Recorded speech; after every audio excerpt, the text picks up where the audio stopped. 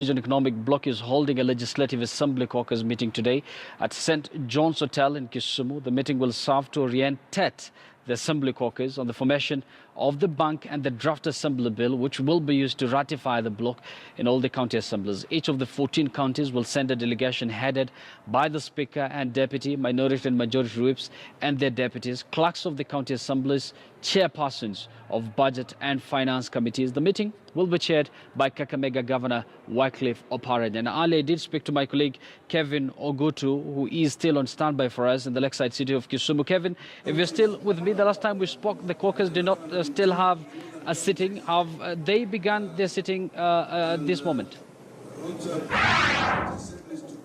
Well, very good morning, Yusuf. Actually, the caucus is yet to have its sitting, and actually, we are actually waiting for the governor together with the other members who are expected to come here. Remember, as you've mentioned, each and every of the 14 counties is sending a 10-member delegation, having in place the Speaker, the Deputy Speaker, the Majority and Minority Whips, together with the chairpersons of the Finance and Budget committees, just to mention but a few. So this is one big meeting that is actually being waited here with bated breath. Remember, we are talking about 14 counties that form the Lake Region Economic Bloc, starting all the way from Nyanza, Western Region, and even part of the Rift Valley, because we have Bomet County, Nandi County, Uasin Gishu County, just to mention a few. So as you mentioned, this is about 14 million livelihoods that these 14 county governments is trying to come together through this particular economic bloc, so that together, by pulling up the resources, they can actually uplift the livelihoods of the residents of the various counties that make up this particular bloc. So Yusuf, I'm fortunate enough to have with me John Manyolo, who is actually a key stakeholder here at the Lake Region Economic Bloc. Can you tell us this journey, how has it been so far as an insider? Thank you so much. This journey, as you are all aware, began in the year 2014. This is the year 2017, and we made very significant strides towards this journey. As you know, there are about 6 regional blocks in this country. We are proud to be the first one to have launched its economic blueprint. We were also very proud that we are the first bloc to have had the governors or the summit sign the legal agreement. Today, we are meeting our representatives from the various county assemblies so that we move to the next step, that is of having the bill, LREP Bill 2018, passed in our respective county assemblies. So I want to say that the journey has been quite excellent, and we've scored many firsts as a regional bloc compared to many other in the country. Thank you. So Mr. Manyolo, probably to break it down to an average villager somewhere in Bomet or in Siaya County, he or she will be hearing that the governors are sitting here, and they will be wondering, what is there for me? How do I stand to benefit from this small village where I am?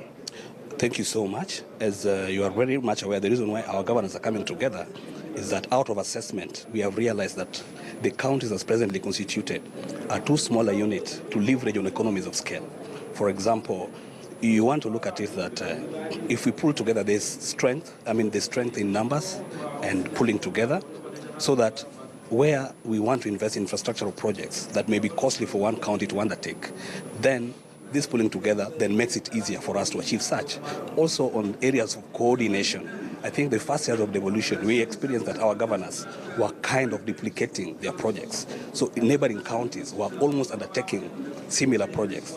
The end result of it was that our resources were not well used due to that lack of coordination. So the Lake Region Economic Bloc will allow that coordination to take place. And even externally, we are trying to tell our locals that when we come in as the Lake Region Economic Bloc, instead of looking at counties with populations of about 1 million, you are looking at populations of about 14 million. So that even positioning for investment and other issues that will interest businessmen and even development partners, when we position together, then it becomes easier. So there's lowering of transaction costs for our counties. As a result, the savings thereof will benefit wananchi in those projects. Some of the projects we want to undertake are pro-people, because other than the regional bank, we are talking healthcare, we are talking agriculture, we are talking about women, gender, persons with disability, and the youth. So the programs that are designed at LREM are meant to benefit wananchi at the grassroots.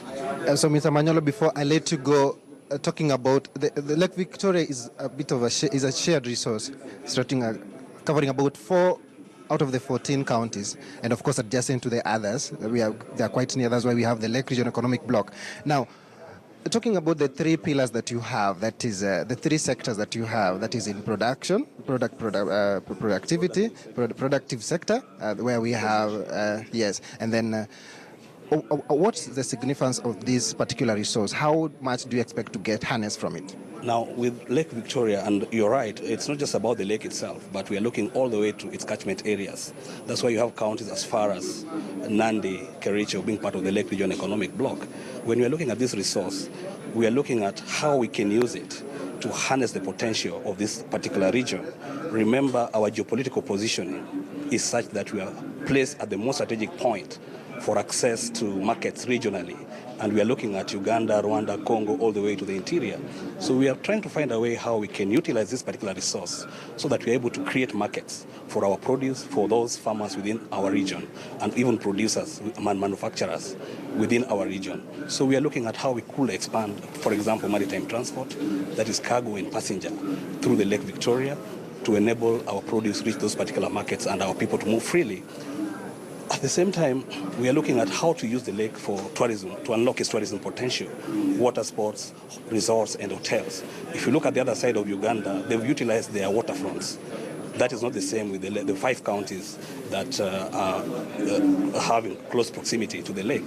So those are some kind of potential we're trying to unlock under the ban of the Lake Region Economic Bloc. And then lastly, we've talked a bit about agriculture, which is actually a key pillar here when it comes to productivity. Tourism is another one, but there's very little that has been done in this sector, in this particular region. Do you have something to say about that? Yes, we have something to say about that. One, the traditional actors within tourism have ignored this particular region in terms of tourism and marketing. At the same time, as those of us who come from the region, we've also not tried to package our product so well so that we are able to face the market and be competitive in the market. And when we do it as individual counties, you realize that the experience we're trying to sell to tourists are so limited. When we come together and establish the Lake Region Economic Bloc Tourism Circuit, then we are able to offer an array of experiences that can now compete very favorably within the tourism market. Thank you very much, Mr. Manyolo, for that comprehensive elaboration there. Thank you so much for that.